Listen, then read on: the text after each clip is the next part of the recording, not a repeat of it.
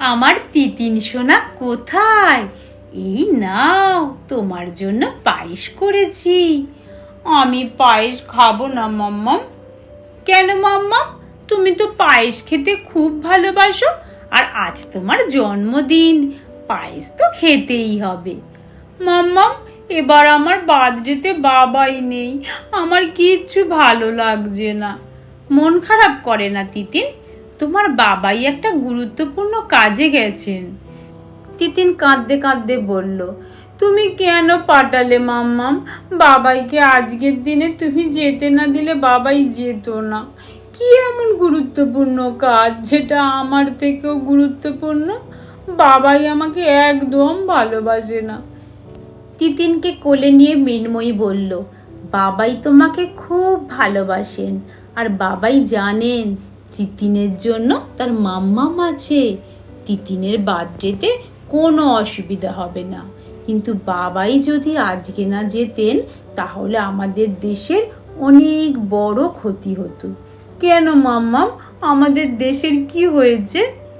সব কথা তো আমরা জানতে পারবো না তিতিন, কিছু সৈনিকদের সিক্রেট থাকে। শুধু এইটুকু জানি, কিছু দুষ্টু লোক আমাদের দেশের ওপর হামলা করবে ঠিক করেছে, সেটা ওনারা জানতে পেরেছেন।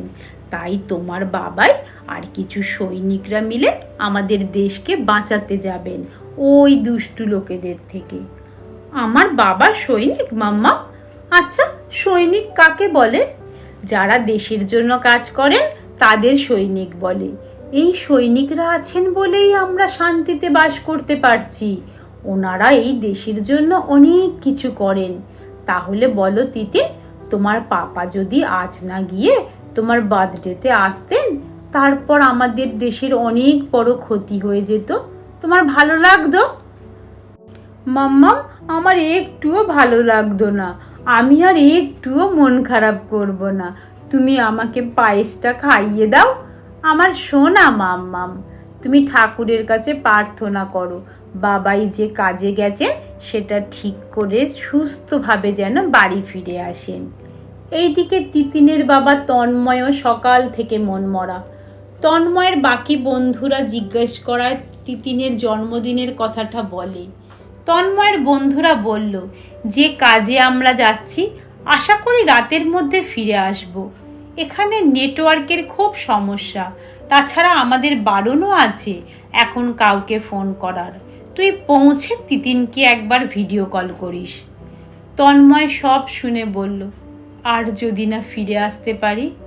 ধর আমি ওখানেই ওদের হাতে শেষ হয়ে গেলাম, তাহলে তো মেয়েটার সাথে কথাও বলতে পারবো না, একবার শেষ দেখাও দেখতে পারবো না। আজকের দিনে এইসব খারাপ কথা বলিস না। এই রকম যে হয়নি তার তো না, কত সৈনিক তো দেশ রক্ষা করতে গিয়ে প্রাণ হারিয়েছেন। আজ তিতিনের জন্মদিন, দেখবি সব ভালো হবে। পজিটিভ চিন্তা কর, ফিরে গিয়ে মেয়ের সাথে কথা বলবি। এই রকম কত বাবা তার মেয়ের জন্মদিনে থাকতে পারেন না, কত মেয়ে তার বাবাকে হারায়, কত স্ত্রী আতঙ্কে থাকেন তার স্বামী ফিরে আসবেন কিনা, কত মা বাবা তার সন্তানকে এত আতঙ্কের মধ্যেও ছেড়ে দিচ্ছেন দেশ রক্ষার জন্য। সৈনিকরা আছেন বলেই আমরা শান্তিতে দিন কাটাচ্ছি।